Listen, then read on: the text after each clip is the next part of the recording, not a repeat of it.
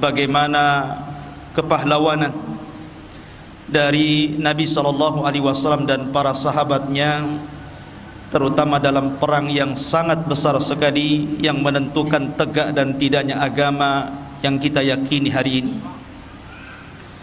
Sebab kalau seandainya dalam peperangan itu Nabi SAW dan para sahabatnya tidak menang, maka antum tidak duduk di sini.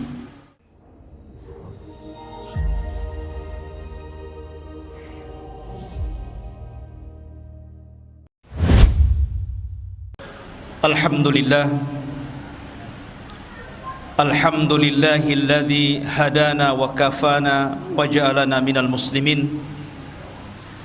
Asyhadu an la ilaha illallah wahdahu rabbi la syarika lah, wa asyhadu anna Muhammadan abduhu wa rasuluhu alladzi la nabiyya ba'da, amma ba'du. Ma'asyiral muslimin wal muslimat rahimani wa rahimakumullah. Alhamdulillah. Tapi insyaallah pada malam hari ini kita akan bangkitkan semangat kita. Makanya saya beri tema pada malam hari ini bicara tentang bagaimana kepahlawanan dari Nabi SAW dan para sahabatnya, terutama dalam perang yang sangat besar sekali yang menentukan tegak dan tidaknya agama yang kita yakini hari ini. Sebab kalau seandainya dalam peperangan itu Nabi SAW dan para sahabatnya tidak menang, maka antum tidak duduk di sini. Antum tidak mungkin bermajlis di sini. Tapi karena Allah Subhanahu wa taala berkehendak lain, yuriduna an yudfi'u nurallah, ketika orang-orang kafir hendak memadamkan api dan cahaya Allah Subhanahu wa taala, Allah tidak berkehendak. Ketika orang-orang kafir hendak memadamkan cahaya Allah, Allah tidak berkehendak, dan Allah terus menyempurnakan cahayanya. Ma'asyiral muslimin yang dimuliakan Allah Subhanahu wa taala, sebelum saya membahas tentang kisah perang Badar ini, saya akan memulai dengan satu kisah yang menarik dari seorang sahabiah, salah satu bibi daripada Nabi SAW, Atikah bintu Abi Talib bintu Abdul Muttalib.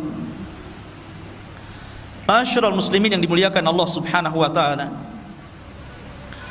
kita tahu bahwa disebutkan dalam sebuah riwayat yang sahih tentang kisah mimpinya Atikah radhiyallahu anha. Jadi suatu ketika, ikhwah fillah muliakan Allah Subhanahu wa taala, Atikah ini bermimpi dengan mimpi yang sangat aneh sekali. Dalam mimpinya diceritakan,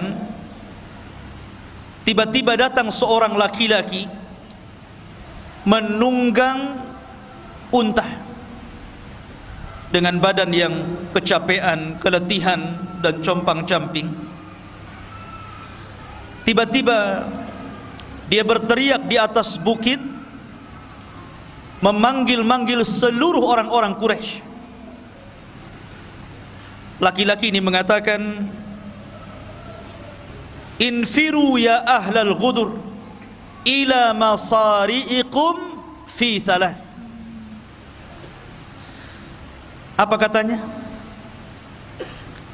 Keluarlah kalian, larilah kalian menuju tempat kehancuran kalian dalam tempo 3 hari ini. Ketika itu Atikah bermimpi dan menceritakan mimpinya kepada saudaranya Abbas bin Abdul Muttalib. Dia mengatakan, wahai Abbas, semalam aku bermimpi aneh, tetapi saya minta syarat kepadamu agar jangan kau ceritakan mimpi ini kepada siapapun. Karena kalau seandainya orang-orang Quraisy tahu, maka jangan-jangan mereka akan menyakiti aku dan keluargaku. Kemudian Abbas pun mengatakan, mimpi apa itu? Maka Atikah mulai menceritakan mimpinya. Kata Atikah radhiyallahu anha, dia mengatakan bahwa dalam mimpiku datang seorang laki-laki dari arah yang jauh datang kepada penduduk Mekah, kemudian berteriak dan mengatakan, infiru ila masari'ikum fi thalath, larilah kalian menuju tempat kehancuran kalian dalam 3 hari ini. Dia menyebutkan 3 kali. Kemudian setelah itu orang ini menunggang unta dan naik ke atas bukit Abi Kubais. Bukit Abi Kubais ini sekarang menjadi istana. Dari Mekah nampak istana raja. Naik dia ke situ. Kemudian di atas bukit dia berteriak lagi dengan teriakan yang sama, wahai penduduk Quraisy, larilah kalian ke tempat kehancuran kalian dalam 3 hari ini. Setelah itu kemudian unta ini menendang batu, kemudian batunya menggelinding ke bawah, sampai di bawah hancur batu ini, dan setiap kepingannya kemudian melesat. Tidak ada satupun rumah dari rumah-rumah Quraisy melainkan lesatan kerikilnya masuk ke dalamnya. Kemudian turun dia. Setelah turun, naik ke atas Ka'bah. Cemana itu unta naik ke atas Ka'bah? Ini kan mimpi. Namanya mimpi bisa saja kan. Kalau kenyataan unta kan gak bisa loncat, apalagi Ka'bah tinggi. Mimpi. Kayak antum mimpi bisa terbang. Kemudian di atas Ka'bah ngomong lagi, infiru ya ahlal qudur ila masari'ikum fi thalath, larilah kalian wahai orang-orang yang berkhianat, maksudnya orang-orang Quraisy, ke tempat kehancuran kalian dalam 3 hari ini. Abbas ketika mendengar mimpi ini aneh, ada apa ini? Maka Abbas pun mengatakan dan berjanji untuk tidak menghabarkan kepada siapapun. Kemudian suatu ketika Abbas ini berjalan, di tengah jalan berjumpa dengan Utbah bin Rabi', orang yang paling memusuhi Nabi SAW.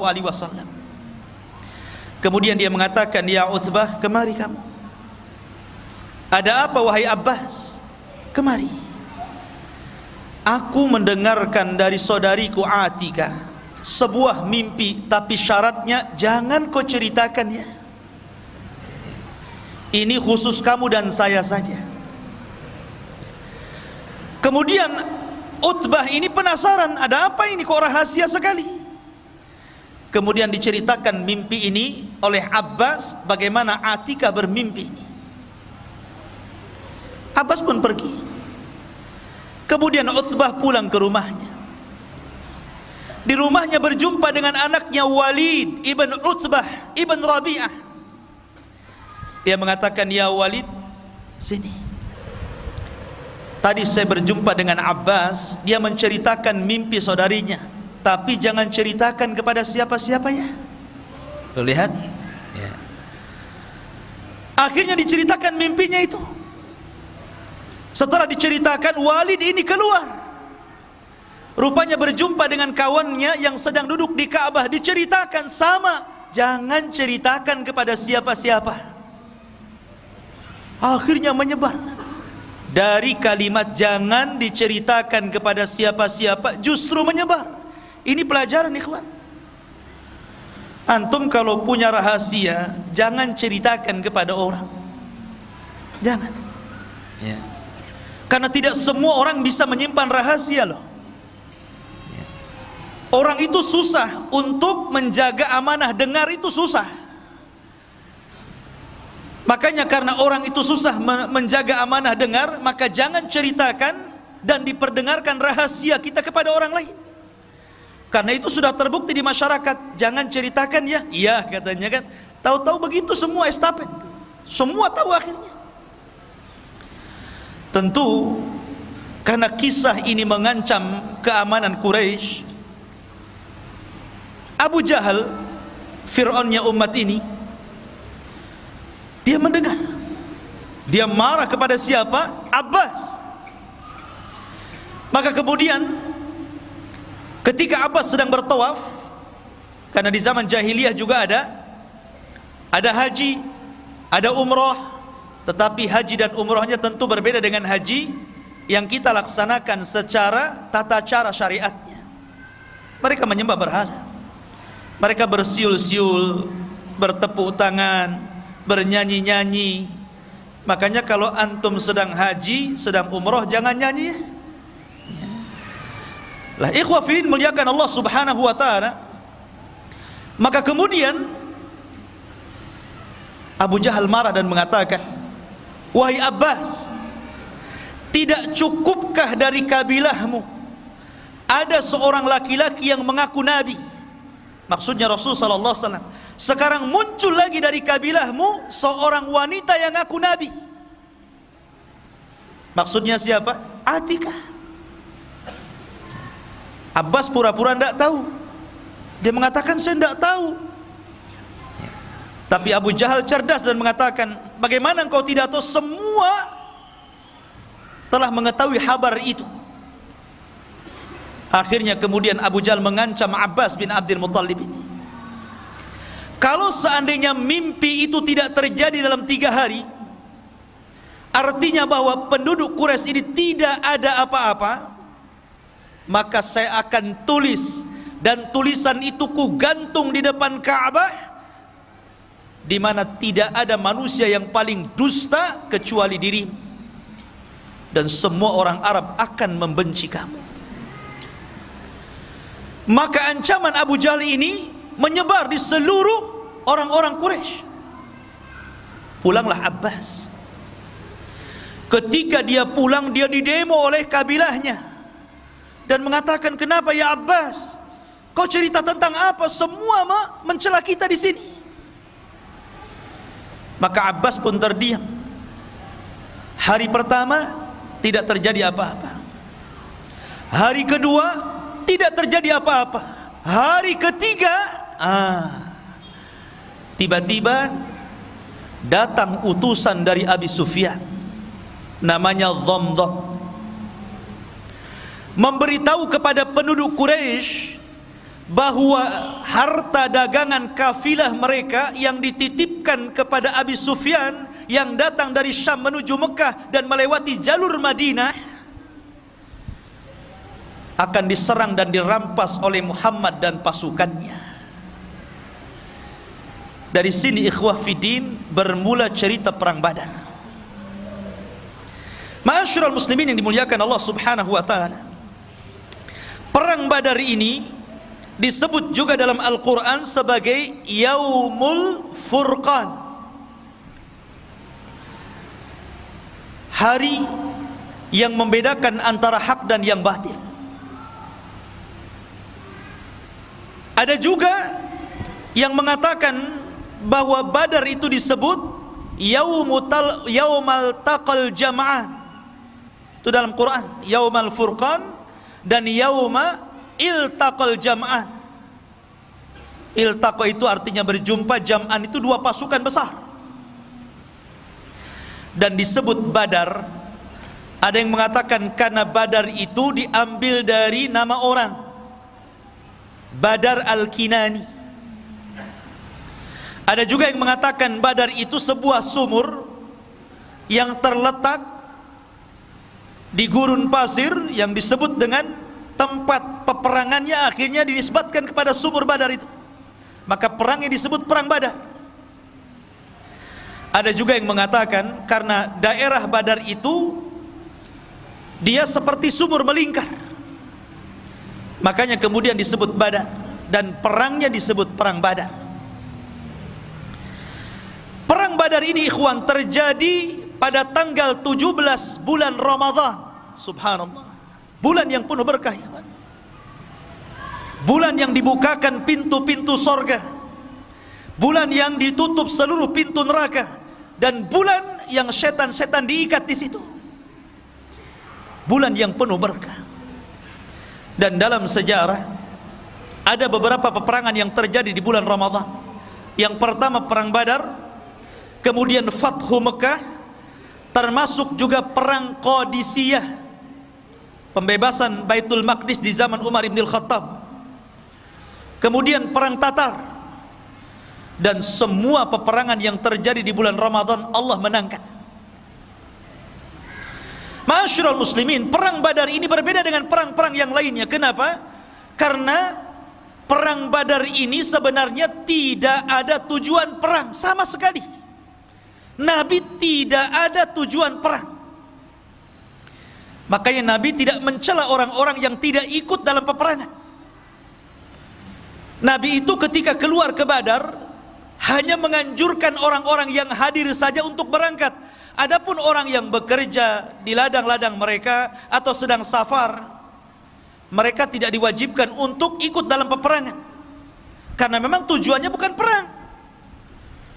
Tujuannya hanya untuk merampas kafilah dagangnya Abi Sufyan yang datang dari Syam menuju Mekah. Itu saja. Kenapa Nabi SAW ingin merampas itu, ingin merampok apa yang ada pada Abi Sufyan? Karena Nabi ingin mengambil haknya kembali. Dahulu Nabi SAW ketika berdakwah di kota Mekah, apa yang terjadi? Dimusuhi, diancam, bahkan hendak dibunuh. Para sahabatnya disiksa, bahkan sahabat juga ada yang dibunuh seperti keluarga Ammar bin Yasir. Maka ketika itulah Allah mengizinkan mereka hijrah. Ketika hijrah, mereka tidak membawa kecuali sehelai baju di badannya. Orang-orang Quraisy merampas harta mereka, merampas rumah mereka, merampas kebun mereka, merampas bisnis mereka. Maka Nabi ingin mengambil haknya kembali. Maka Nabi SAW tidak banyak membawa orang, hanya 314 orang saja. Persis seperti tentara Talut ketika melawan Jalut, persis jumlahnya. Dan perang Talut ketika melawan Jalut pun terjadi di bulan Ramadan, dan jumlahnya sama itu ya. Jumlah tentara Talut 314, jumlah tentara Rasul yang ke Badar sama 314 orang, dengan 2 kuda, hanya 2 kuda saja, dan 3 unta. Itu pun untanya gantian tuh. Disebutkan bahwa Nabi SAW menunggang unta bertiga gantian. Abu Lubabah, kemudian Ali bin Abi Thalib, dan Nabi SAW. Kemudian unta satunya Mikdad dan yang lainnya. Jadi bolak-balik gantian, karena Badar itu cukup jauh juga, berkilo-kilo dari Madinah. Lah ketika itu Nabi SAW justru yang lebih banyak jalan dibandingkan naik. Lihat, harusnya Nabi itu lebih banyak menunggang dibandingkan berjalan, kan? Itulah sosok pemimpin, ikhwan. Ketika itu Ali dan Abu Lubabah malu, masa Nabi jalan kaki, saya naik unta. Maka kata Ali radhiyallahu an, ya Rasulullah, lebih baik Anda saja yang naik, kami yang berjalan. Maka Rasul mengatakan, ya Ali, kalian tidak lebih kaya pahala dibandingkan diriku, dan kalian tidak lebih kuat fisiknya dibandingkan diriku. Sudah, naik saja. Ma'asyiral muslimin yang dimuliakan Allah Subhanahu wa ta'ala. Maka ketika Nabi SAW bergerak, kemudian mengutus orang untuk memeriksa kafilah itu tentang benar dan tidaknya, akhirnya Rasul mendapatkan kepastian bahwa kafilah Abu Sufyan telah bergerak dari Syam. Abu Sufyan ini tidak bodoh, orang cerdas ya. Ketika dia mendengar isu bahwa dia akan diserang oleh Rasul dan pasukannya, dia pun mengutus orang untuk mengecek ke Badar. Tidak puas, dia cek sendiri. Sampai di Badar gak ada orang, kecuali orang-orang yang memang tinggal di situ, beberapa orang saja. Kata Abu Sufyan kepada orang-orang yang tinggal di Badar, ada nggak pergerakan-pergerakan atau orang-orang ramai yang menuju ke sini? Orang situ tidak tahu, karena Nabi SAW dalam setiap peperangan selalu menggunakan taktik tawari. Tawari itu artinya, pamannya nih, dari sini ke Batam Center, harusnya melewati jalan yang harusnya dilalui jalan besar, tapi dia mungkin belok ke Bengkong dulu sana. Itu namanya tawari. Setiap peperangan Rasul seperti itu, kecuali 2 peperangan. Pertama perang Badar, yang kedua perang Tabuk. Itu betul-betul dilalui dalam jalan aslinya. Kenapa Nabi di perang Badar tidak tawari?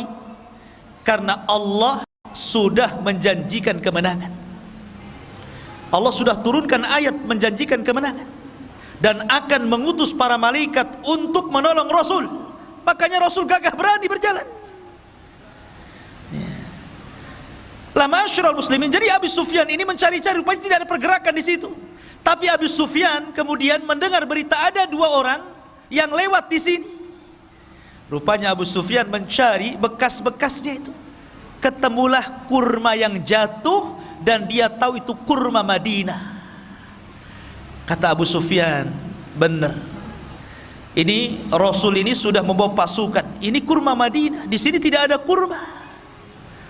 Dari situlah kemudian Abu Sufyan pun langsung membelokkan rute jalannya untuk menyelamatkan dagangannya. Dan dia mengutus Dhamdham. Dia mengatakan, ya Dhamdham, berapa hari kau bisa berjalan ke Mekah, ke Quraisy? Kata Dhamdham, 2 minggu. Kata Abu Sufyan, bagaimana kalau seandainya ku beri ongkos 5 kali lipat daripada ongkos biasa, tapi kau harus sampai 2 hari sampai di sana. Bisa bayangkan, 2 hari yang ditempuh 2 minggu jadi 2 hari pakai kuda. Gimana nasib kudanya itu? Ya tentu dia tidak istirahat kan gitu, 2 hari harus sampai. Maka Dhamdham pun kemudian dengan berjalan kencang menuju mana? Menuju Quraisy, ingin memberitahu Abu Jahal. Sampai di Quraisy, dia udah kecapean, udah kecompang-camping semuanya kan. Dia pun naik ke atas bukit. Kemudian kebiasaan tradisi Arab, kalau membawa berita yang sangat menghebohkan dan mengkhawatirkan, maka selalu melepas bajunya dan membalikkannya. Itu tradisi mereka. Kemudian dia berteriak-teriak dan mengatakan, sesungguhnya dagangan-dagangan kalian yang dibawa Abu Sufyan terancam dan dia tidak bisa mempertahankan karena dia sendirian. Maka mendengar bahwa harta-harta mereka akan dirampas Rasul dan para sahabatnya, maka Utbah dan Abu Jahal, Fir'aunnya umat ini, langsung bergerak mengumpulkan seluruh orang-orang Quraisy dan memaksa untuk keluar semuanya. Tidak boleh satu pun yang tinggal. Kalaupun dia tidak ikut dalam perang, minimalnya dia harus menggantikan dan membayar orang sebagai gantinya. Ketika itu ada kisah Umayyah ibn Khalaf. Umayyah bin Khalaf ini sudah tua, badannya gemuk. Ya tidak segemuk saya lah ya, gemuk. Dia minta uzur, tidak mau berangkat gitu kan. Kenapa? Karena sebelumnya ada tokoh syair, tukang penyair, tokoh paling hebat, tukang syairnya Arab ya. Dia mengatakan, kalau kalian tetap keluar membantai Muhammad dan pasukannya, sama saja kalian membantai anak dan saudara kalian. Bukankah mereka adalah kerabat-kerabat kalian juga di sini?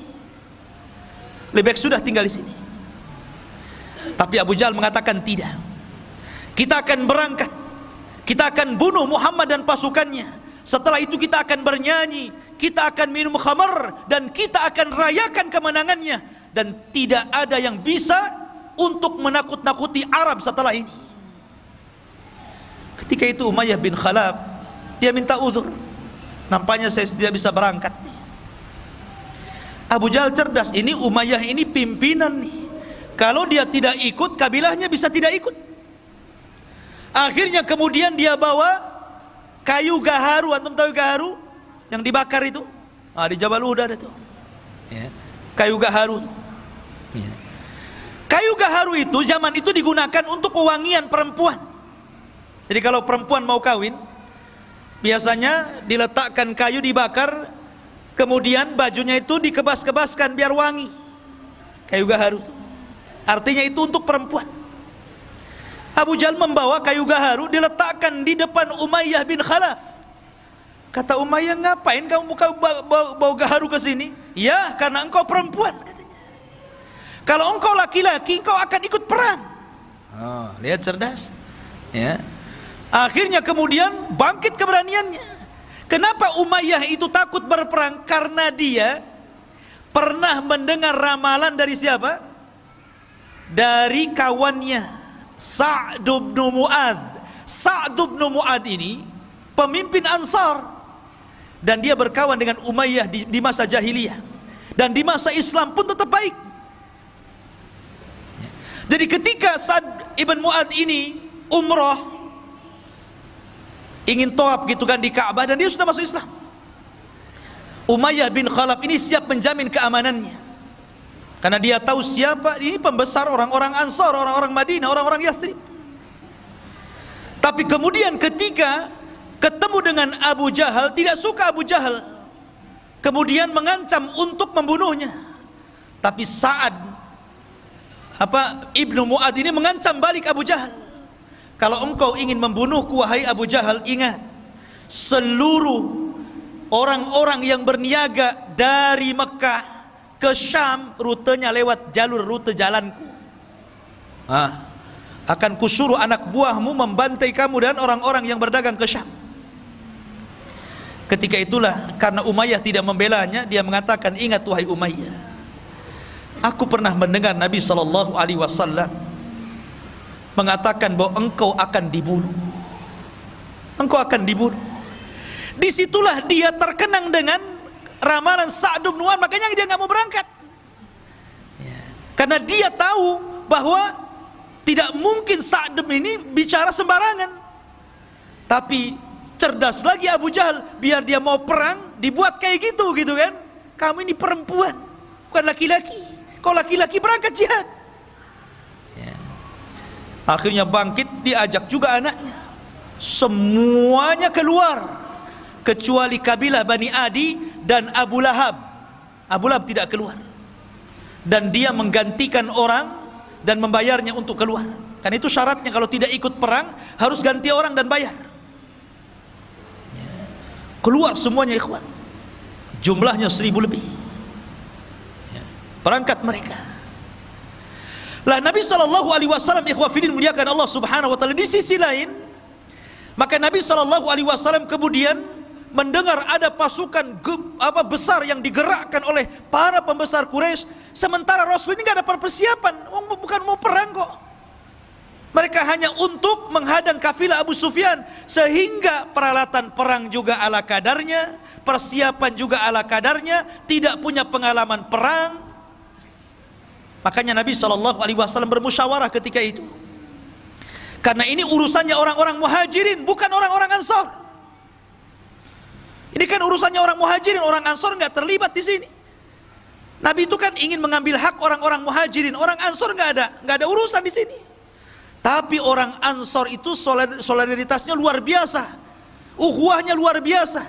Makanya dia mengirim pasukan jauh lebih besar dibandingkan muhajirin. Muhajirin 80 orang saja, lebihnya orang Ansor dari 314 itu. Luar biasa. Kalau dalam tentara itu jiwa korsanya itu loh, nggak mau tuh, tolong juga. Maka Rasul mengatakan kepada orang-orang Ansar, wahai orang-orang Ansar, ini perkara muhajirin, tapi musuh di depan kita ini macam mana? Seolah-olah Rasul SAW mengisyaratkan agar mereka ikut bergabung. Ketika itulah pemimpin Ansar tegak, namanya Sa'd bin Mu'adz, yang ketika kematiannya arsy Allah guncang, 70.000 malaikat turun. Dia bangkit dan mengatakan, ya Rasulullah, perintahkan sesukamu, kami akan melakukan apapun kehendakmu. Oh, senang Rasul, ada dukungan orang-orang Ansar. Dari sini Nabi SAW masih khawatir. Bagaimanapun manusiawi ikhwan, Rasul itu bukan malaikat. Kalau Rasul malaikat susah untuk meniru dia. Malaikat nggak kawin, antum pengen kawin. Ya. Malaikat nggak punya anak, antum punya anak. Malaikat nggak makan, antum 3 piring 4 piring sehari. Ya. Malaikat tidak kencing, tidak berak. Malaikat itu berbeda dengan makhluk. Makanya Rasul itu manusia. Jadi ada sisi kemanusiaannya. Rasa takut itu wajar. Takut kalah.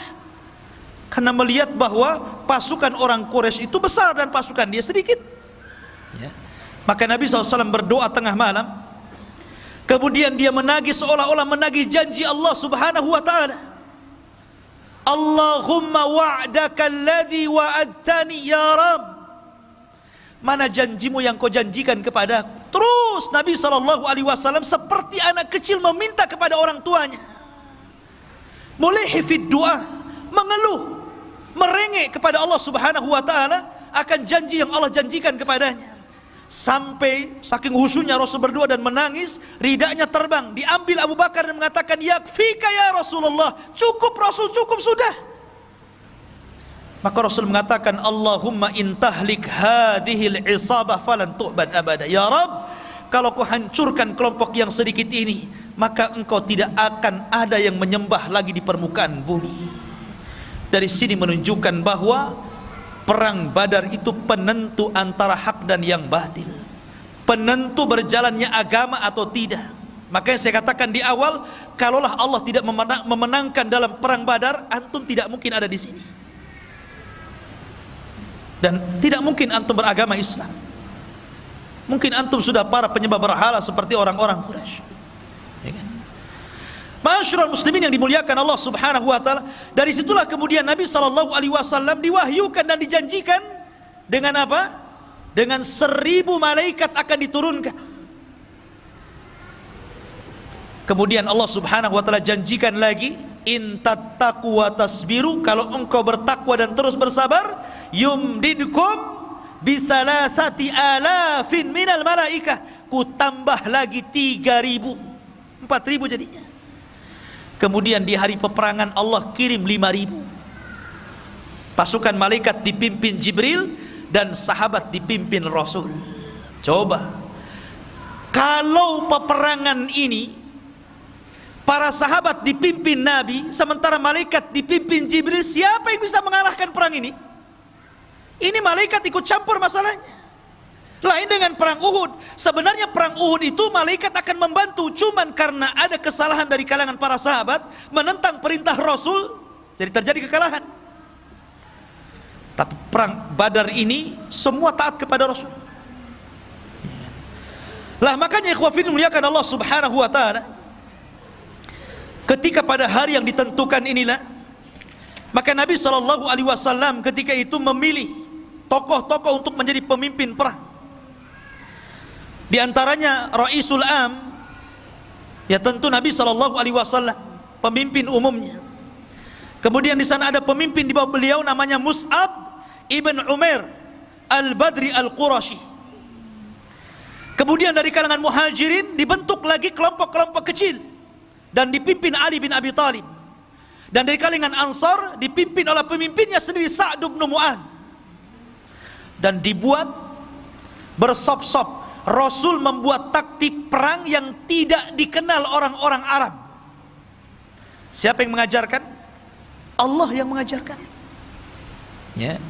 Bahkan Nabi SAW sebelum berperang itu membariskan saf seperti Anda dalam sholat. Bagaimana Anda dalam sholat? Tentu antum akan baris kan? Akan merapatkan safnya. Ya. Saf salat gimana? Tumit dengan tumit berjumpa, bahu dengan bahu berjumpa. Makanya kalau sholat itu kaki jangan terlalu meregang, nanti bahunya nggak ketemu. Harus sama, jadi bahunya ketemu, tumitnya juga ketemu. Itu namanya merapatkan saf dan meluruskannya. Kalau seperti itu pasti lurus tuh safnya. Ini mah enggak ya, imamnya ngomong apa? Rapatkan saf kalian. Tapi ketika sang imam jadi makmum, dia pula yang tidak merapatkan safnya. Cemana pula imam ini? Ma'asyiral muslimin yang dimuliakan Allah Azza wa Jalla. Lah setelah itu kemudian Nabi SAW membariskan, ada satu kisah ketika Rasul membariskan saf tentara ini. Ada yang mengatakan ada seorang namanya Sawad, ada yang mengatakan Ukasa bin Mihsan. Jadi orang itu lurus barisnya, ini agak ke depan nih. Maka Nabi SAW mengambil tongkat kemudian memukul perutnya supaya mundur. Nabi SAW tegas, ikhwan. Rupanya kejadian ini teringat satu kisah di saat akhir wafatnya Nabi SAW. Ketika Nabi SAW sudah sakit parah, kemudian mengumpulkan para sahabatnya dan mengatakan di hadapan para sahabatnya, wahai manusia, ya ayyuhan nas, man kuntu dharabtu dhahran fahadha dhahri falyaqtas minni. Wahai manusia, siapa yang dulu pernah kupukul punggungnya, nih punggungku, kisah sekarang. Ketika itu semua para sahabat terdiam. Tidak mungkin para sahabat bicara ketika bicara Rasul. Tidak mungkin para sahabat berani ketika Nabi sedang berceramah. Tiba-tiba ada seorang sahabat bangkit kemudian mengatakan, ana ya Rasulullah, ma dumta talabtal qasas fa ana aqtas ming. Selama engkau menuntut kisos, saya ingin mengkisos dirimu. Wih, semua melihat sahabat ini. Kurang ngajar nih sahabat ini. Ya. Nabi sudah sakit, tiba-tiba bangkit kemudian mengatakan seperti itu. Ali datang, ya Rasulullah, biar saya yang dipukul. Abbas datang mengatakan, ya Rasulullah, biar saya yang dipukul. Kata Rasul, diam, biar dia kisos aku. Rupanya laki-laki itu namanya Ukasa bin Mihsan, yang tadi itu di perang Badar dipukul itu. Dia minta kisos dia. Ya. Maka kemudian Ukasa datang kepada Rasul. Rasul kaget, kenapa? Ini Ukasa. Ukasa ini siapa? Satu di antara sahabat yang dimasukkan dalam 70.000 orang yang masuk surga tanpa hisab dan azab. Kata Rasul, ketika dia bermimpi di padang mahsyar, dia melihat ke arah kiri ada umat yang sangat besar. Kemudian malaikat mengatakan, itu bukan umatmu, itu umatnya Musa. Kemudian melihat ke arah kanan ada yang lebih besar lagi, kata Jibril, itulah umatmu. Dan dari umatmu ada 70.000 manusia yang masuk surga tanpa hisab dan tanpa azab. Ciri-cirinya, mereka tidak minta ruqyah, mereka tidak minta dikai, mereka tidak tatoyur, dan mereka senantiasa bertawakal kepada Allah Subhanahu wa ta'ala. Ukasah bangkit, Rasul, doakan aku termasuk mereka. Kata Rasul, ku doakan kau termasuk mereka. Maka Rasul kaget, ya Ukasah, rupanya engkau. Bukankah aku sudah berdoa kepadamu, engkau dimasukkan 70.000? Kenapa kau meminta kisos kepadaku? Maka Ukasah mengatakan, engkau yang meminta. Bukankah engkau yang meminta, wahai Rasul? Maka saya ingin mengkisos diri. Maka Rasul mengatakan, ambilkan tongkat, berikan kepadanya. Maka Ukasah dengan gemetaran mengambil tongkat. Kata Ukasah, Rasul, waktu kau pukul diriku, aku nggak pakai baju, maka kamu harus melepas bajumu. Makin lagi marah sahabat ini kan, ya apa ini Ukasah ini? Ya, akhirnya Nabi SAW melepas bajunya. Ya. Sudah hampir goyang, sahabat dah tegang itu ya kan, digoyang-goyang kan tegang semuanya. Ini betul tak betul lah kan gitu. Maka dilemparlah tongkat itu, langsung memeluk perut Nabi SAW dan mengatakan, ya Rasulullah, aku ingin menjadi orang yang terakhir yang bersentuhan kulitku dengan kulitmu. Ukasah bin Mihsan. Jadi Nabi merapihkan saf dalam perang Badar itu. Ya.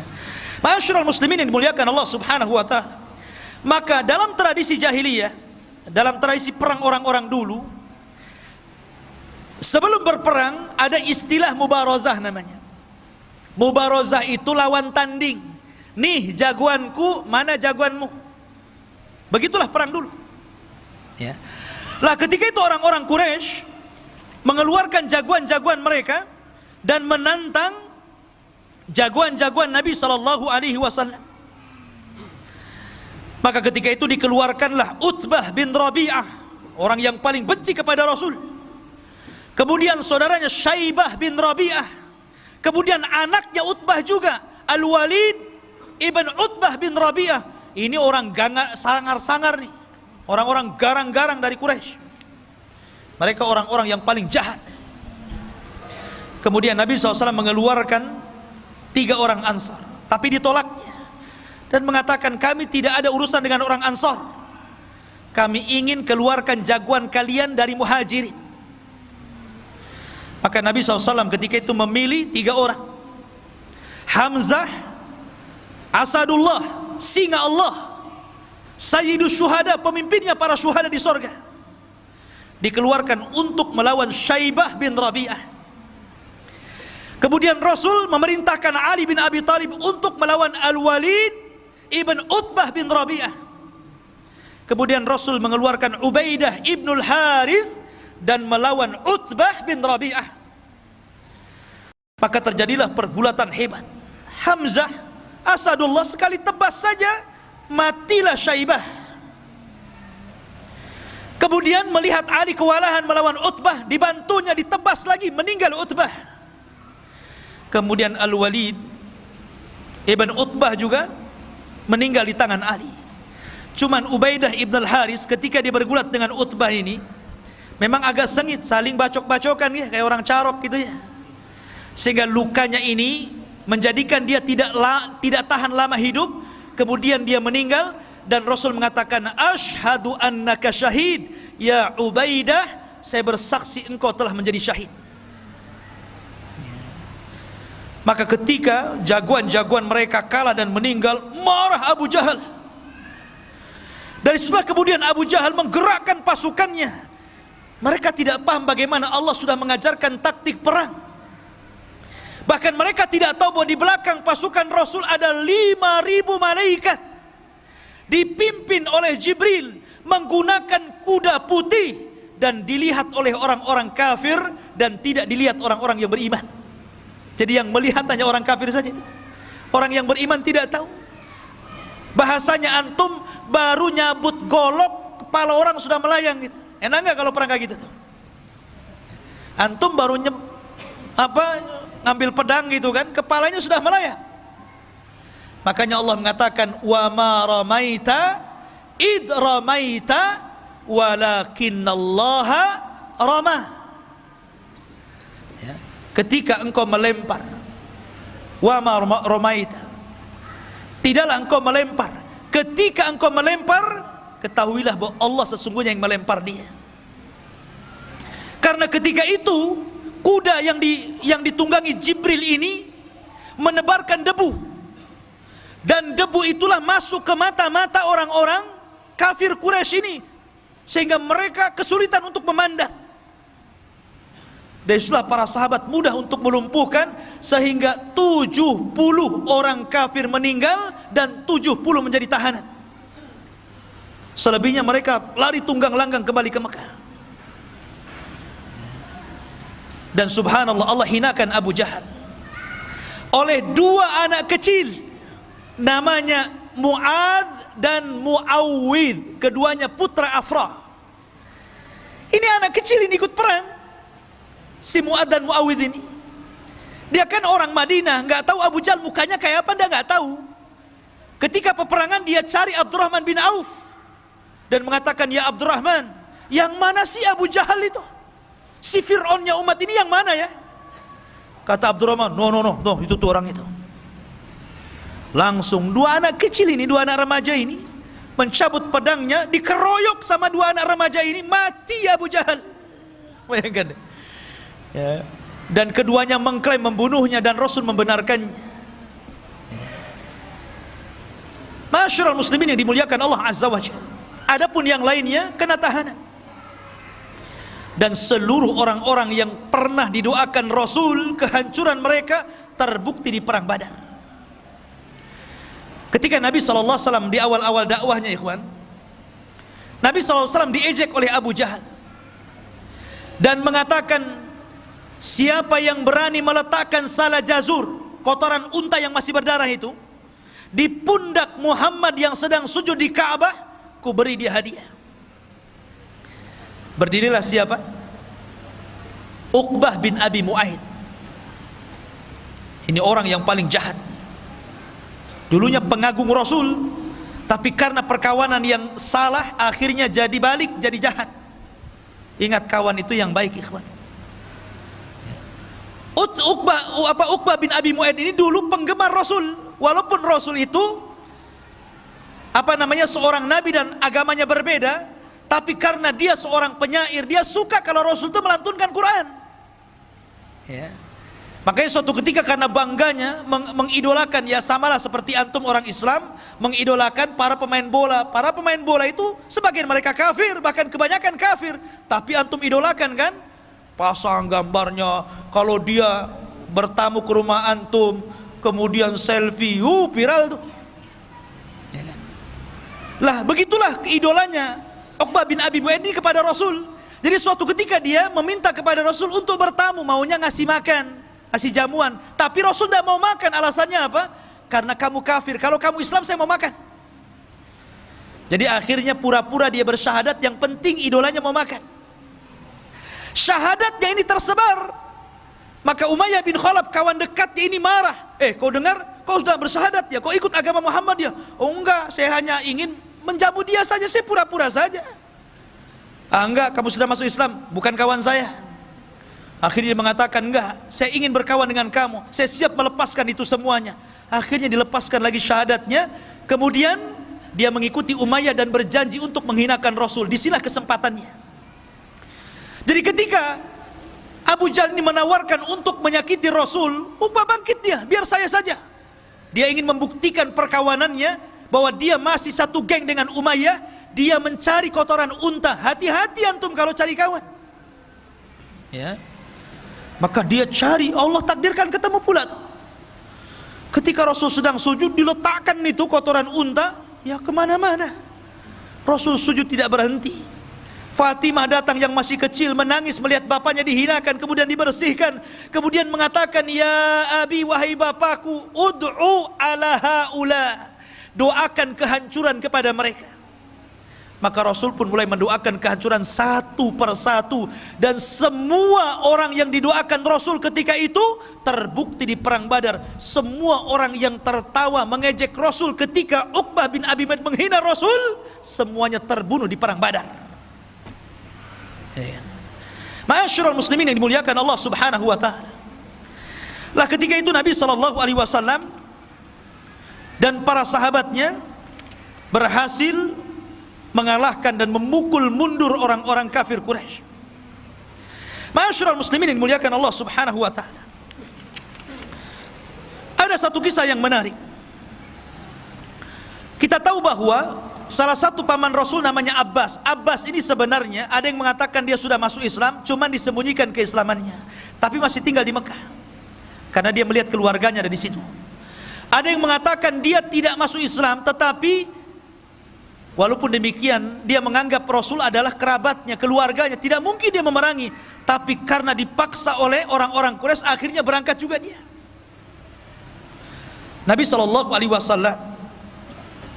ketika itu mewanti-wanti kepada para sahabatnya, kalian kalau dalam peperangan berjumpa dengan pamanku Abbas, jangan kalian bunuh. Abu Hudzaifah ketika itu tidak terima dan mengatakan, ya Rasulullah, mereka akan membunuh anak-anak kita, mereka akan membunuh saudara-saudara kita dan keluarga kita.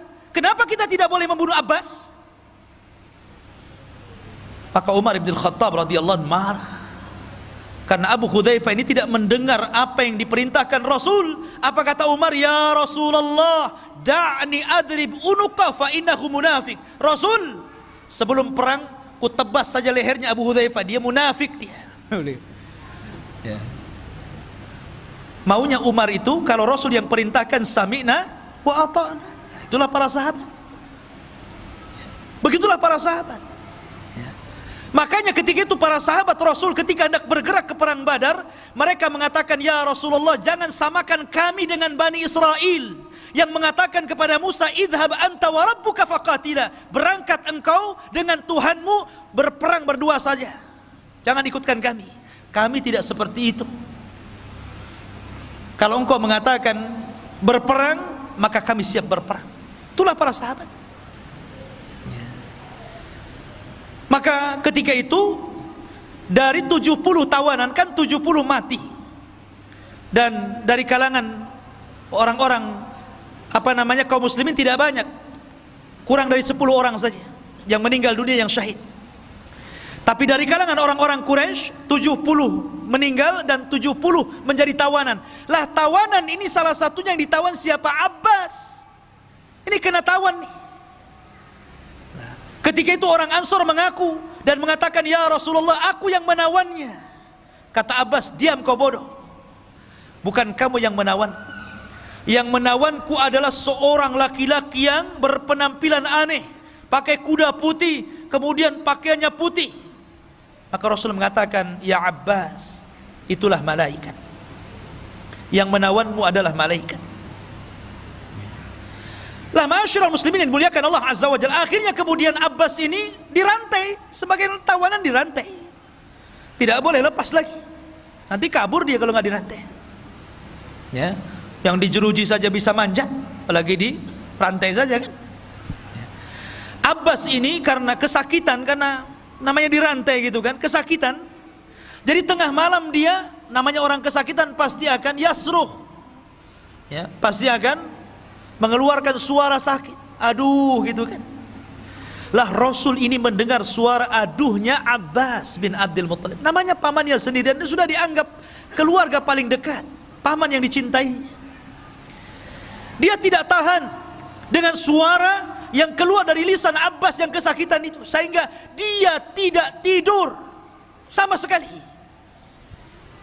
Dia sedih melihat Abbas. Tapi Nabi SAW seorang manusia yang adil, ikhwan, yang sangat adil, dan keadilannya harus dicontoh oleh seluruh para pemimpin yang hendak jadi pemimpin. Walaupun dia pamannya, tidak lantas kemudian karena dia kesakitan dia datang, dah kamu itu paman saya lepas saja kan begitu. Enggak, dibiarkan. Cuman Rasul merasa merana saja.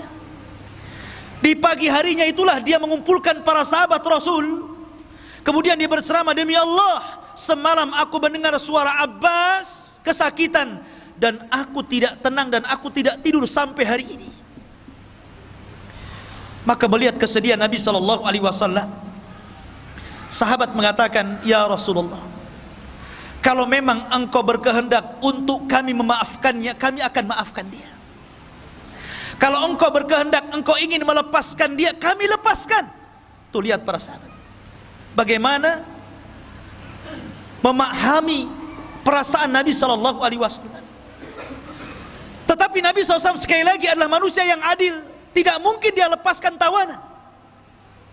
Jangankan lagi Abbas, ketika ada seorang wanita dari Makhzumiyah mencuri, kemudian didatangkan kepada Nabi SAW, Ali datang kepada Rasul, ya Rasul maafkan sajalah wanita itu. Kemudian Abbas juga datang, ya Rasul maafkan saja. Akhirnya sampai meminta Usama yang lembut, anak angkat Rasul, biar Rasul maafkannya.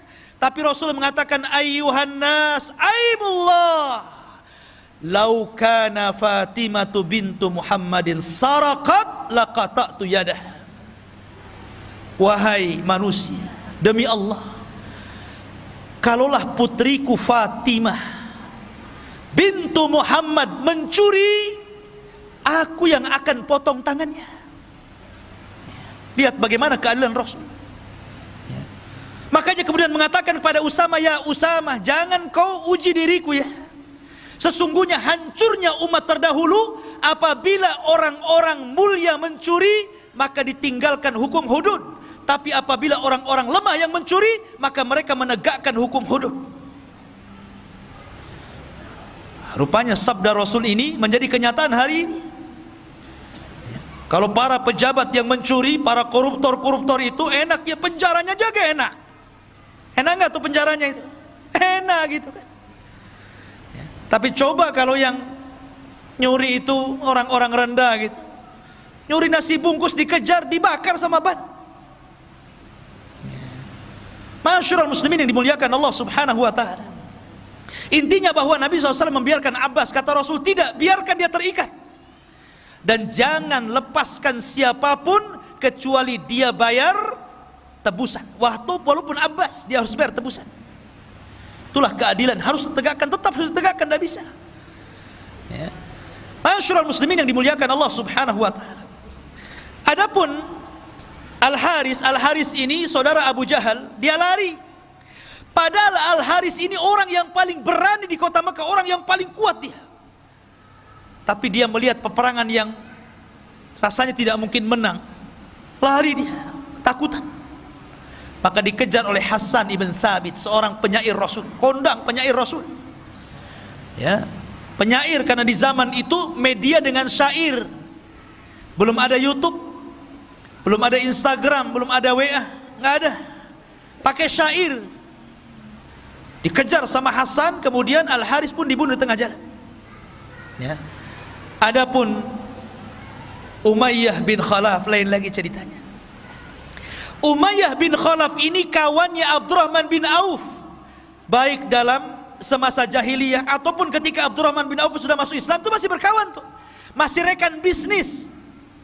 Ya, antara Umayyah bin Khalaf dengan siapa? Dengan Abdurrahman bin Auf. Tapi Umayyah ini tidak suka memanggil Abdurrahman. Dulu Abdurrahman bin Auf itu namanya Abduddar namanya. Setelah dia masuk Islam, diganti namanya menjadi Abdurrahman. Orang-orang musyrik Arab itu tidak suka dengan nama Abdurrahman. Makanya dia mengatakan kepada Abdurrahman, ya Abdaddar. Tapi Abdurrahman tidak mau nengok, nggak suka nama itu nama jahiliyah. Makanya antum kalau punya nama yang tidak bermakna, apalagi namanya aneh-aneh gitu kan, ada namanya Jahannam gitu kan, apa ini antum kasih nama Jahannam? Gantilah. Ya, jadi dia nggak suka. Akhirnya kemudian kata Umayyah, wahai Abdaddar, kalau aku panggil dirimu Abduddar, kau tidak suka. Tapi kalau engkau berkehendak dipanggil Abdurrahman, aku yang tak suka. Ya. Sekarang ku panggil saja dirimu Abdul Ilah. Baru kemudian karena disebut Abdul Ilah, Abdurrahman menengok. Ya, ada apa wahai Umayyah? Umayyah ini tahanan masalahnya. Ya kan? Kata Umayyah, ya Abdurrahman, kita kan sudah berkawan, sudah CS lah kita ini. Tolong lindungi aku. Kita ini berkawan semasa jahiliyah, kawan bisnis. Maka kemudian Abdurrahman melihat kasihan kepada Umayyah. Dia mengatakan, ya Muhajirin, ya Ansar, Umayyah bin Khalaf atas tanggunganku, aku yang jamin dia. Oh, mendengar itu Bilal gak terima. Karena Bilal itu disiksa oleh Umayyah bin Khalaf. Ingat ceritanya Bilal? Bilal dibawa ke padang pasir, kemudian ditindih dengan batu panas, kemudian dipaksa murtad, hampir mati Bilal hanya menyebutkan ahadul ahad. Siapa yang menyiksa Bilal? Umayyah bin Khalaf. Tiba-tiba Bilal bangkit dari belakang dan mengatakan, tidak, kata Bilal. Pada orang-orang Muhajirin dan Ansar setuju tuh, karena mereka menghormati siapa? Abdurrahman. Siapa yang tidak kenal Abdurrahman? Tapi Bilal bangkit dan mengatakan, inna jauta, gimana? Laula najauta fala najah. Kalau seandainya engkau ingin selamat, maka engkau tidak akan selamat. Kalau seandainya engkau ingin selamat, engkau tidak akan selamat. Maka ketika itu seluruh para sahabat melihat Bilal. Ketika itu Bilal mengacungkan pedang. Maka kemudian para sahabat mengisyaratkan kepada Abdurrahman untuk menunduk, supaya tidak melihat kawannya dibunuh Bilal. Karena itu aib membunuh orang di depan kawannya. Maka Abdurrahman langsung menunduk. Bilal datang menebas leher Umayyah, kemudian menyembelihnya. Ma'asyiral muslimin yang dimuliakan Allah subhanahu wa ta'ala, itulah tragis tawanan-tawanan yang dahulunya mereka sangat menghina Rasul, akhirnya mereka mendapatkan akibatnya. Maka jangan pernah lecehkan agama, jangan menghina Allah, jangan menghina Rasul, jangan menghina Al-Quran, nanti akan ada akibatnya. Ma'asyiral muslimin yang dimuliakan Allah subhanahu wa ta'ala. Kemudian juga ada kisah yang lainnya yang cukup menarik. Dalam perang Badar, ikhwah fillah dimuliakan Allah subhanahu wa ta'ala, kita tahu bahwa tawanan-tawanan ini menjadi khilaf antara Abu Bakar dan Umar.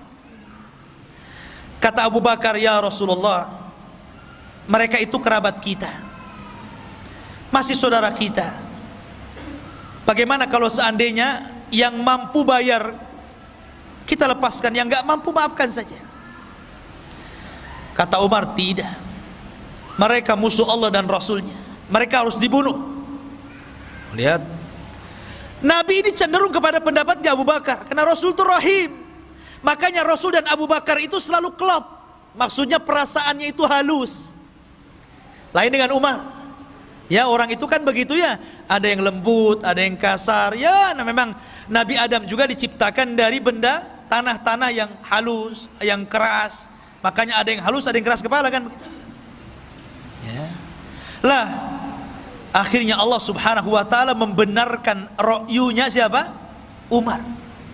Pendapatnya Umar dikuatkan sama Al-Quran loh. Makanya Umar itu disebut mulham, ucapannya itu selalu menyerempet wahyu. Makanya Rasul kalau mengatakan, kalaulah ada Nabi sepeninggalku, Umarlah orangnya, dia puji tuh ya kan? Maka kemudian turunlah ayat, maka Nabi ayyakuna lahu asra hatta yudkhina fil ar turiduna aradal hayatid dunya.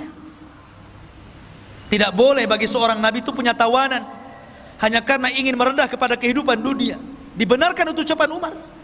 Dari sinilah kemudian Nabi SAW membuat keputusan tentang tawanan itu menjadi 3. Sebagian mereka yang membahayakan dibunuh, sebagian mereka yang bisa ditebus supaya membiayai uangnya bagi kaum muslimin, tebus. Dan sebagian mereka yang tidak bisa ditebus, maka mereka harus mengajari kaum muslimin. Yang pintar matematika suruh ngajari anak-anaknya, yang pintar fisika suruh ngajari anak-anaknya kaum muslimin. Yang pintar Quran, enggak mungkin Quran orang musyrik ya. Intinya suruh menyalurkan ilmunya, dibagi 3 akhirnya. Begitulah Rasulullah SAW memperlakukan para tawanan. Tapi Rasul mengatakan kepada para sahabatnya, aku nasihatkan kepada kalian agar berbuat baik kepada tawanan kalian. Lihat bagaimana kita lihat sekarang, ketika orang-orang kafir menawan kaum muslimin. Kita lihat di media-media mas bagaimana mereka disiksa habis-habisan kan? Terkadang mati, meninggal di penjara. Tapi Islam tidak demikian. Islam itu dinur rahmah, ikhwan. Kata Rasul, saya wasiatkan kepada kalian agar berbuat baik kepada tawanan kalian. Antum ingat kisahnya Sumamah bin Asal? Dia kena tawan tuh ya. Dia kena tawan oleh pasukan Rasul, dibawa ke hadapan Rasul. Kata Rasul, ikat dia di masjid. Dari sini menurut ulama fikih mengatakan bolehnya orang junub duduk di masjid. Karena Sumamah bin Asal ini orang kafir, tentu tidak pernah mandi junub. Orang kafir mandi junub nggak mungkin orang kafir mandi junub. Artinya bahwa orang kafir pasti junub kan? Tapi oleh Rasul diikat di masjid 3 hari lagi. Kalau memang orang junub tidak boleh di masjid, tentu Rasul akan ikat di luar masjid kan? 3 hari.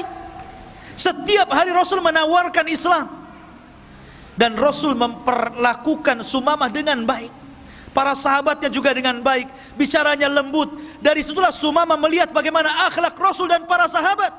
Karena 3 hari tidak mau masuk Islam, dilepaskan sama Rasul. Kenapa? Karena Sumamah bin Asal ini adalah pemimpinnya Yamamah, dan Yamamah itu adalah penghasil gandum terbesar yang memasok gandumnya ke Quraisy.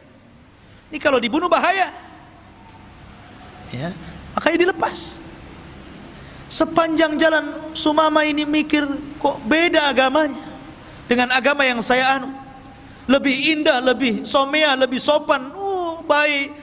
Balik lagi dia, kemudian mengislamkan dirinya, asyhadu an la ilaha illallah wa asyhadu anna Muhammadar Rasulullah. Lihat, kan dia bisa aja pulang kan, balik lagi masuk Islam dia. Itulah bagaimana Rasul memperhatikan tawanan dengan baik. Akhirnya Rasul mengajarkan bagaimana cara umrah. Mendengar Sumamah ini masuk Islam, orang Quraisy marah tuh. Ketika dia umrah hampir panah-panah menghadang dia. Kata Sumamah, coba-coba kalian panah saya, ku stop gandum kepada kalian, kelaparan kalian. Akhirnya betul di stop, betul. Habis umroh dia pulang, dia stop. Kata Sumamah, aku baru akan ngirim gandum kepada kalian kalau ada izin dari Nabi SAW. Akhirnya berbulan-bulan mereka nggak ada makanan, datang minta izin agar dilepaskan. Akhirnya dikirim lagi. Lah ini ikhwafidin muliakan Allah Subhanahu wa taala. Bagaimana Rasulullah SAW memperhatikan tawanan. Maka perang Badar ini luar biasa banyak pelajaran yang kita bisa petik. Salah satunya ikhwafidin muliakan Allah Subhanahu wa taala, bahwa dalam perang ini di mana Allah Subhanahu wa taala memuliakan agama ini karena mereka memuliakan Allah dan Rasulnya. Mereka taat dengan Allah dan Rasulnya. Mereka ikut berperang bersama Nabi SAW. Kemudian yang kedua, kalaulah Allah Subhanahu wa taala tidak menolong dalam perang Badar ini, tentu kita tidak pernah beragama Islam lagi. Dan ini nikmat yang sangat besar. Makanya Badar itu perang pertama dalam Islam. Perang pertama yang menentukan hak dan yang batil. Perang pertama disembah dan tidaknya Allah. Dan perang yang menentukan tegaknya la ilaha illallah. Itulah perang Badar. Makanya kenapa ikhwah fillah muliakan Allah Subhanahu wa taala, perang ini luar biasa. Kalau kita petik sedikit demi sedikit pelajaran dari perang Badar ini, luar biasa. Banyak pelajaran yang kita bisa petik. Cuman sayang memang waktu yang sangat singkat sehingga kita hanya mengambil cuplikan-cuplikan kisah bagaimana keberanian Rasul dan juga para sahabat Nabi sallallahu alaihi wasallam. Ini saya bisa sampaikan. Ada pertanyaan di sini.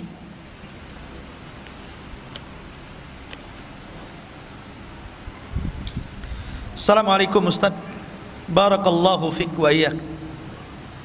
Bagaimana cara Allah menjaga riwayat yang sampai saat ini sedangkan waktu sudah berjalan sangat lama? Semenjak Rasul wafat, banyak kisah-kisah yang Ustaz sampaikan sampai dengan detail ini. Apakah tidak ada kesalahan dalam kisah-kisah tersebut? Gimana proses penyampaian riwayat kisah yang Ustaz sampaikan kepada kami? Soalnya Anda pernah dengar kisah yang agak berbeda tentang orang yang minta kisos kepada Nabi SAW. Ya, ya, boleh. Iya. Bismillah, alhamdulillah. Tentang riwayat ini memang masih diperselisihkan tentang sahih dan dhaifnya, tentang riwayat Ukasa dan riwayat Sawad ini.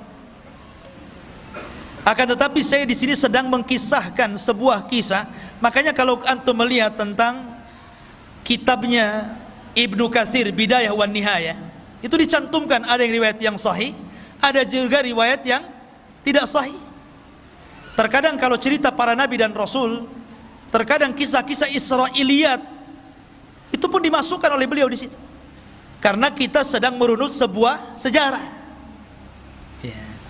Merunut sebuah sejarah. Ya, tapi tentunya di atas langit masih ada langit. Kalaupun seandainya yang saya sampaikan kemudian antum mendapatkan ada riwayat yang sahih, mungkin riwayat yang saya sampaikan dhaif, alhamdulillah, itu menjadi sebuah tambahan ilmu untuk antum. Dan ini juga bagian daripada nasihat untuk saya. Tapi karena di sini makomnya sedang berkisah, tentu kita akan merangkai kisah itu sebagaimana runutan kisahnya supaya enak didengar dan tahu gambarannya seperti apa. Kalau kita mengkisahkan sesuai dengan hadis-hadis terputus-putus, tentu antum dengarnya juga nggak enak kan gitu. Antum sedang mensyarah sebuah hadis jadinya, bukan sedang mengkisahkan sebuah kisah. Beda ya. Kalau kita belajar hadis, ya tentu kita akan cek dulu tentang riwayatnya ini, namanya apa namanya, kesohihan dan tidaknya. Bagaimana hadis ini pandangan para ulama secara hadisiahnya, baru kemudian diambil hukum-hukum fikihnya kan. Tapi di sini saya sedang menceritakan sebuah kisah. Kisah secara umum seperti ini. Lah, untuk memperdalam kisah-kisah ini antum bisa baca lagi di buku-buku seperti Bidayah wan Nihayah, Imam Ibnu Katsir, atau dalam kitab Rahiqul Makhtum, ya. Kemudian dalam kitab Ibnu Hisham dan kitab-kitab sejarah yang lainnya, antum kembangkan. Sebab kalau antum sudah tahu kerangka kisah, itu kalau antum baca, oh ya saya pernah dengar, ya. Oh seperti ini runutannya, ya. Jadi seperti itu. Sebab kalau seandainya kita ikutkan dengan riwayat-riwayatnya, bagaimana riwayat ini lemah, siapa di dalamnya, kemudian bagaimana pandangan ulama, nggak jadi berkisah, ya. Jadi mensyarah hadis jadinya, ya. Wallahu a'lam. Taib. Kemudian yang selanjutnya, Ustaz, apakah kami memiliki kesempatan masuk ke dalam golongan 70.000 masuk surga tanpa hisab dan adab? Ya, bisa. Karena Nabi SAW tidak menyebut orangnya, tapi menyebut sifatnya supaya akan ada sampai kiamat dibangkitkan. Yang pertama, sifatnya tidak minta diruqyah, bukan meruqyah atau minta diruqyah, itu tidak boleh. Boleh, tidak ada masalah. Maksudnya tidak minta diruqyah itu kalau tidak darurah. Kecuali kalau darurah, memang antum ini kesurupan atau apa, ada penyakit gitu kan, dan tidak ada jalan kecuali diruqyah, minta ruqyah nggak masalah, dan nggak tetap masuk dalam 70.000. Maksudnya itu dia tidak berhajat, tahu-tahu minta diruqyah. Karena kenapa minta diruqyah ini mengeluarkan 70.000 orang yang dijanjikan masuk surga tanpa hisab dan adab? Karena takut mempengaruhi tawakal. Tawakal itu harus kepada Allah. Tapi ketika kemudian antum minta ruqyah, kemudian antum sembuh, nanti antum bergantung kepada ustadz yang meruqyah. Terkadang saking fanatiknya kepada ustadz yang meruqyah, yang ini mantap ustadz ini kalau meruqyah jinnya langsung minggat, yang ini agak seret-seret jinnya, ya. Jadi tawakalnya kurang, ya, makanya dilarang, ya. Kemudian yang kedua, tidak minta kai itu mengobati dengan besi panas. Orang dulu itu kan kalau kena bacok pedang, zaman sekarang kan kalau kena luka kan banyak, ada betadin, ada ini, ada itu kan, adalah supaya tidak tetanus kan gitu. Zaman dulu kan nggak ada obat-obatan kayak gitu. Maka supaya tidak membusuk, bekas lukanya itu ditancap besi panas. Sama dengan orang yang menghilangkan tato dengan setrika gitu kan. Zaman dulu kan begitu, ya. Zaman dulu itu takut kalau punya tato ditangkap masalahnya. Nah, kemudian terkadang mereka disetrika kan. Nggak boleh gitu. Kenapa nggak boleh? Karena dikhawatirkan rasa takutnya melebihi dari rasa takut kepada Allah. Harusnya takut diberikan kepada Allah, jadi takut besi panas jadinya kan. Nah, jadi mengurangi tauhid. Ataupun yang ketiga, tatayur. Antum tidak menjadikan sesuatu yang antum lihat, antum dengar, ya kan, antum meraba adanya keuntungan atau adanya kerugian dalam sesuatu. Bahasa lain, jangan menganggap sial dengan apa yang antum dengar, antum lihat, atau antum rasakan. Namanya tatoyur. Tatoyur itu dari burung. Dulu di zaman jahiliyah, kalau mau dagang, mungkin ke arah Syam, tidak ke arah Yaman, maka diterbangkan burung tuh. Kalau burungnya itu ngarah ke Syam, ini beruntung, hoki nih, berangkat nih, burung ini bawa hoki nih. Tapi kalau dia mau berangkat ke Syam, burungnya malah lari ke Yaman, nggak jadi. Ini sial nih. Nah, tatoyur namanya. Zaman itu cuman burung saja jadi tatoyur. Zaman sekarang macam-macam orang tatoyur. Yang pakai burung masih ada, ya. Kalau tengah malam ada burung gagak, kuak-kuak gitu kan.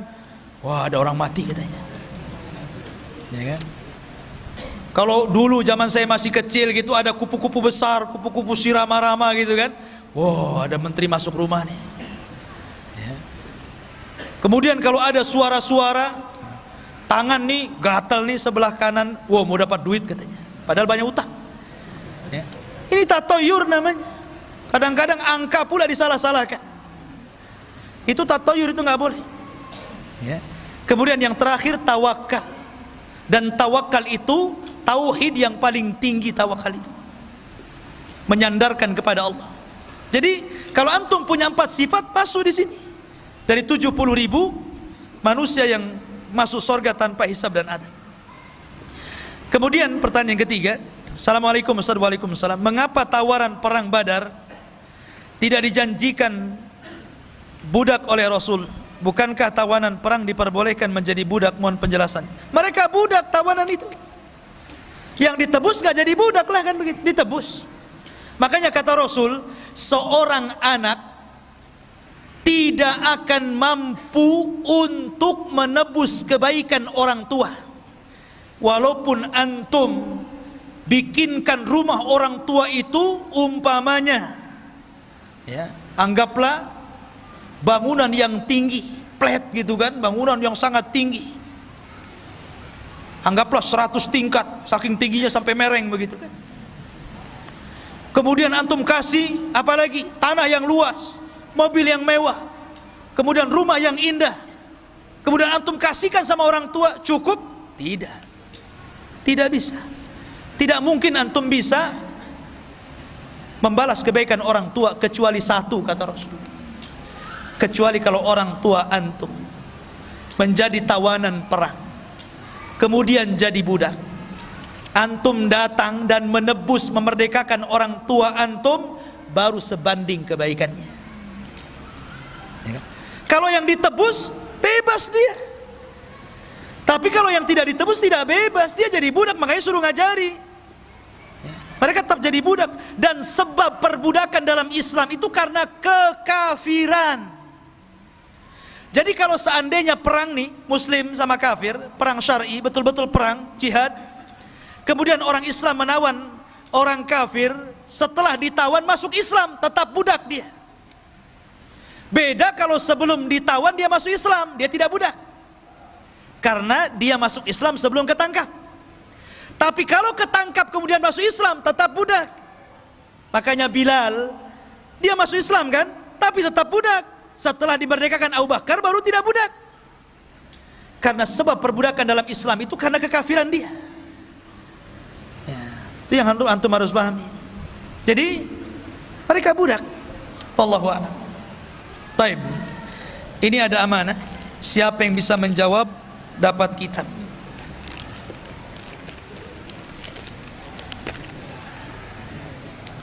Dapat Al-Quran, Masya Allah. Taib. Pertanyaan yang pertama, kapan terjadi perang Badar? Tanggal berapa dan bulan berapa? Main jawab aja. Tunggu dulu. Mana pula? Aduh. Yang paling tinggi ngacungnya antum. Antum ya. 17 Ramadan, bukan 17 Agustus kan? Alhamdulillah. Fadhal, dapat Quran antum. Fadhal. Masya Allah. Iya.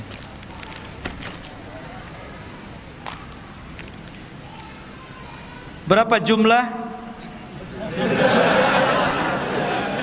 Tunggu dulu antum. Berapa jumlah apa? Pertanyaan belum selesai udah dijawab. Hebat antum menebak ya. Taib. Berapa jumlah pasukan dari kaum muslimin dalam perang Badar dan pasukan orang-orang kafir? Mulai itu ya, turun semua ya. Semangat antum. Paling depan, fadhal.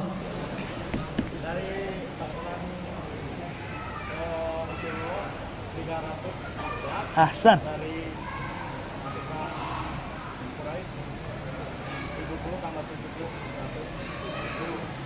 70 tambah 70 berarti 1004.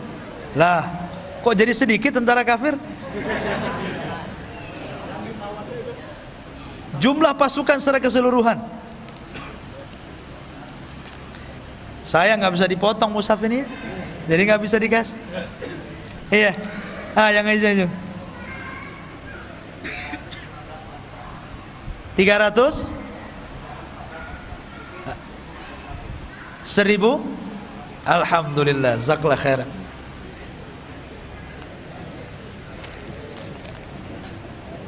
Afan akhwatnya, fadhal. Sebenarnya untuk akhwat, tapi karena nggak ada pengeras suaranya, jadi mohon maaf gitu ya untuk ikhwan semuanya. Karena kalaupun akhwat mendengar, jadi menjawab nggak dengar ke sini. Taib. Pertanyaan yang ketiga. Siapakah pemimpin? Sebutkan pemimpin atau tokoh-tokoh Quraisy dalam perang Badar dan tokoh-tokoh Muslim dalam perang Badar juga. Sebutkan tiga-tiga sajalah.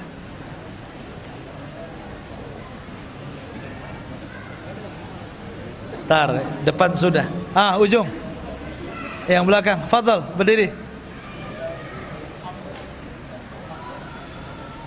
Berdiri, biar orang tahu.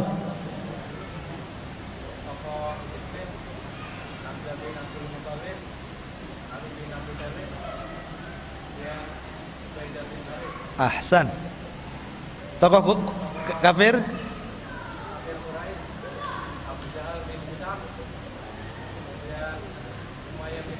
Ayo. Ahsan, masya Allah. Fadal, kuat hafalan antum.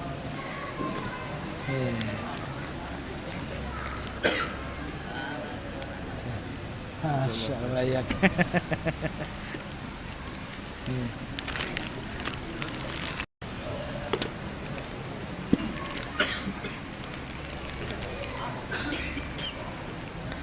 Taib.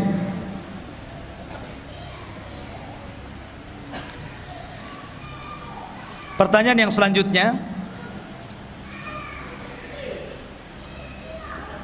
tentang salah satu wanita yang bermimpi akan kekalahan orang-orang kafir Quraisy di Badar. Siapa namanya?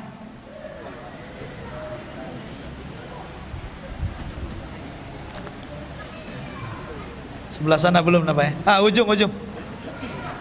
Atikah. Ahsan, Atikah. Fadhal. Coba apa?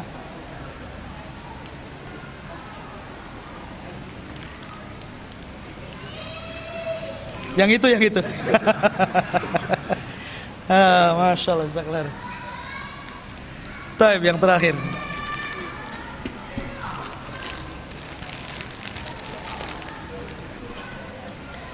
Nama lain dari perang Badar. Ya, antum lah. Perang Yaumul Furqan atau? Iya, kan ada beberapa saya sebutkan.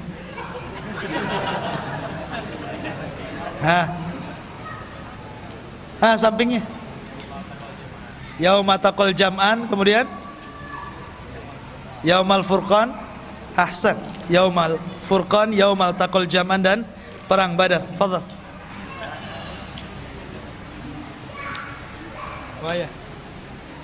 Tapi itu saja ikhwan. Insyaallah kita berjumpa minggu depan. Ya, mungkin juga masih ikhwan-ikhwan yang lain belum dapat informasi, karena ini juga dadakan informasi malam ini. Mungkin bisa diinformasikan kajian di Jabal Arafah sudah kita mulai, dan insyaallah setiap malam minggu kita lanjutkan kisah-kisah yang lainnya. Subhanallah bihamdika, asyhadu an la ilaha illa anta astaghfiruka wa atubu ilaik. Allah taala. Assalamualaikum warahmatullahi wabarakatuh. Intinya bahwa tolong berakhlak kepada Allah. Membahas tafsir dari surah Al-Imran. Lahirlah Imam Muslim, Abi Dawud, Tirmidzi, Ibnu Hibban. Jadi ketika Yunus alaihi salatu wassalam terkena undian itu,